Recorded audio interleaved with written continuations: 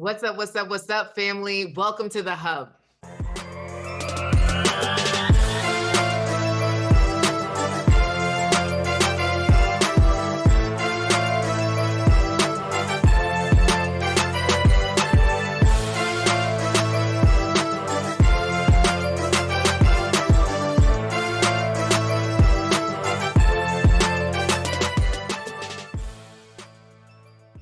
Hey, now welcome back to the Coach Cash Show. Do you know that next week makes 1 year? Oh my gosh. So this is episode 51. And I just want to give a special shout out to all the amazing people that helped to make this podcast possible, right? So, Donica, my producer, girl, I couldn't do this without you. So, shout out to and of course, Karen Hunter. Karen, you are the reason why this podcast even started. You saw something in me even more than I saw in myself. You gave me that extra push to get this podcast started. And now we have reached thousands of women across multiple countries. And it really is because of that seed of hope that you put in me. So shout out to you, Karen. I love you, girl. I love you. And if you guys don't know who Karen Hunter is, please do Google her. She has the #1 show on the SiriusXM app. Amazing show that you should be tuning into daily. Okay. Don't don't miss out.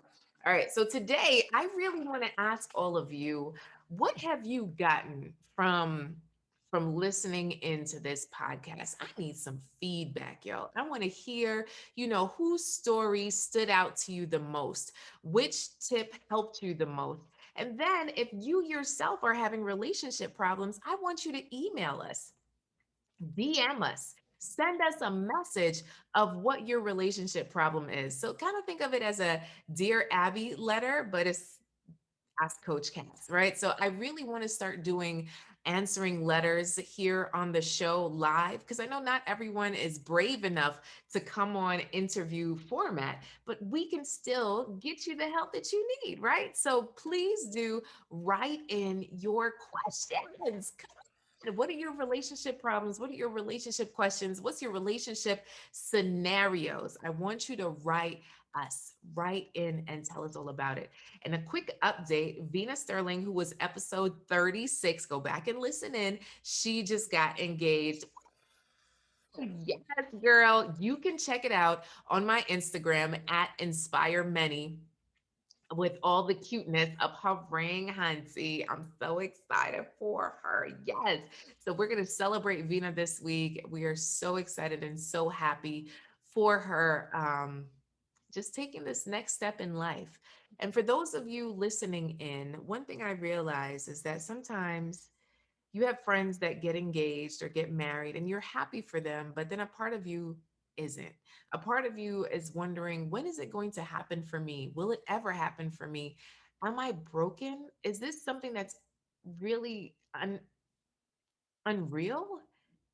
Am I asking for too much? And I want to tell you that no, you are more than enough. You are a wanted woman and that your love is coming. Now, the main thing is, are you in the right environment to help foster that belief, to help you in terms of those ups and downs and ebbs and flows of relationships? Because I realize that one side, you might be thinking about getting in a relationship, right? Or you might be thinking about dating, or you're just thinking about it. What is going to prompt you to get to that next step of taking action? If you're not in the right environment with the correct people, oftentimes you'll just sit and think about it and put it on the back of your to-do list, like getting a new pair of shoes or, that new shirt you wanted or packing that thing. There's some things on our list that's on the bottom of the list. And sometimes it comes to the top and sometimes it just keeps getting moved over. Stop moving over love. Okay? I want you to decide right now as you listen in that love is something that you desire, and that's okay, right? I want you to say it. Love is something I desire, and that's okay. And I want to take action on it. Love is a decision. You have to mentally make a decision that, yes, I would like a relationship. It would be nice. You are a whole woman without one, but it would be nice to have this icing of an amazing relationship on top. So start to think about, well, what is it that you want? What do you want, Rosie? What is it? Now, I have a client that I was talking to, and she's a part of the Real Love Network, and she's a part of the level where she gets a couple of one-on-ones a year. And in this conversation, she shared that a guy she was talking to, two conversations. She's a very busy professional woman, and so she had two conversations with him. And he said, "I'm ashamed to tell you what I'm really looking for." So she said, "Well, would you like me to share with you what I'm looking for?" He said, "Yeah, sure." She shared. And she said, "Okay, your turn." And he said, "Well, I'm looking for someone that I can be partnered with, an alpha female to run the house, and I want to watch her have sex with another man." So she paused and she said, "No, thank you. That's not what I'm looking for. But maybe one day you will find what you are looking for." And she exited that situation. And I had to stop and say, oh, yes. Because before, the story she would tell herself, even in that conversation, was that her needs didn't matter, her desires didn't matter, and what she wanted didn't matter. And so she didn't speak up for herself. And have you ever been in a situation where you let a relationship drag out long past its expiration date?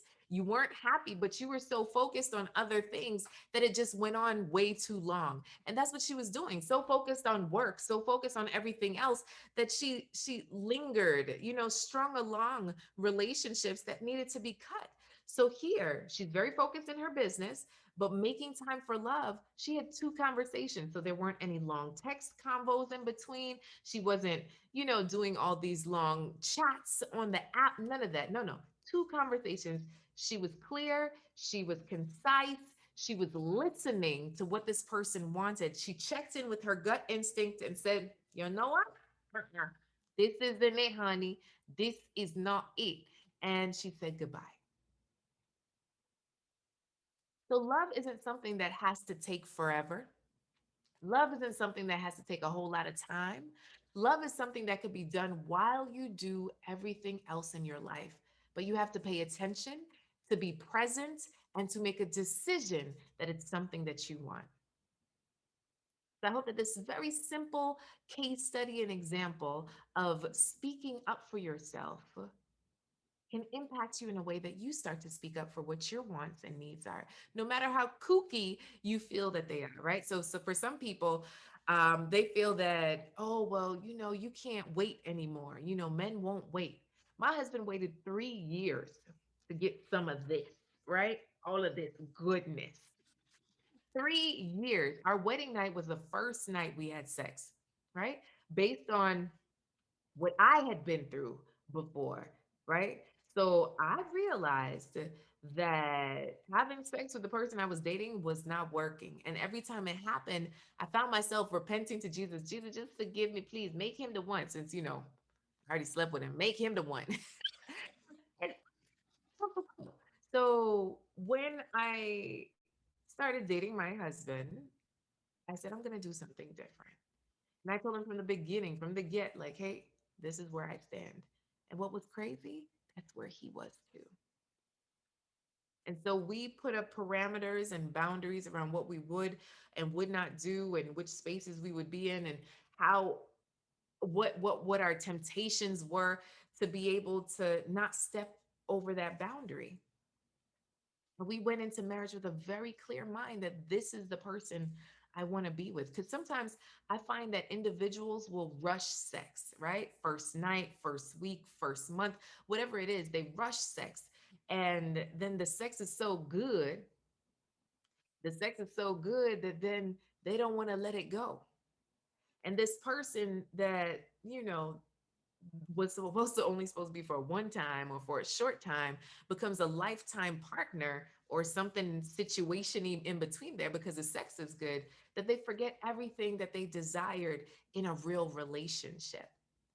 So I invite you to look past the sex. I invite you to look past the chemistry. I invite you to look at the person standing in front of you and say to yourself, is this someone that I can do life with? Right?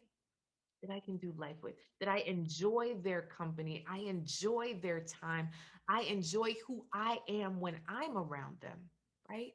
And watching who they are in the different seasons of life. And is it someone that I respect, right?